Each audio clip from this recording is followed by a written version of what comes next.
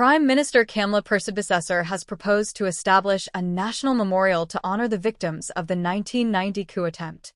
In her message to commemorate the 35th anniversary of the attack by armed insurgents, Persipicessor said her People's Partnership Administration constituted the Sir David Simmons-led Commission of Inquiry and laid its 4-volume report in Parliament on March 14, 2014, even waiving confidentiality on the final chapter. Guided by its recommendations, she said, her administration strengthened national security architecture and integrated the key findings into study programs at our schools and universities. However, she said, work paused when the administration demit office in 2015. Today, 3 months after returning to office, I reaffirm my government's commitment to update that program and consult on a fitting national memorial to the fallen, the injured, and the defenders, Persipicessor said.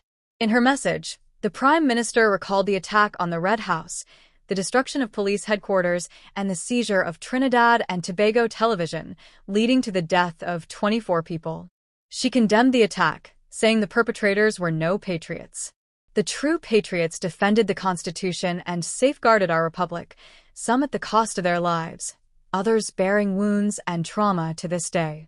She made special mention of those killed, like SRP Solomon McLeod and Leo Devine, ASP Roger George, security officers Mervyn Teague and Malcolm Bazanta, and Parliamentary Clerk Lorraine Caballero.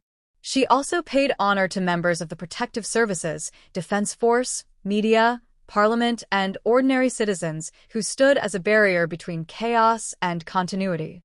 Persipicessor also honored the Prime Minister at the time, A.N.R. Robinson, Minister Selwyn Richardson, and all others who were held hostage in the Red House, but never capitulated in the face of death. For families who lost loved ones, know that Trinidad and Tobago has never forgotten your grief. For the survivors, we salute all who chose resilience over rage, unity over division, and hope over despair. In a jab at her immediate predecessors, Persipicessor said the last decade of unprecedented crime and violence under their leadership only sharpened the lessons of the coup. Crisis leadership must be strong and coordinated. Personal bias and rivalry must not eclipse accountability, and the rule of law remains our strongest shield. Today's deleterious national security threats, transnational crime, digital disinformation, economic strain, remind us that the price of democracy is eternal vigilance. She reminded citizens that they are a vital link in fighting these national security threats. Let this 35th anniversary of our darkest democratic hour, therefore, renew our commitment to those principles and the supremacy of law. Let its memory steel our resolve to ensure that in Trinidad and Tobago, power will always change hands by ballots, not bullets. Debate may be fierce but will remain peaceful.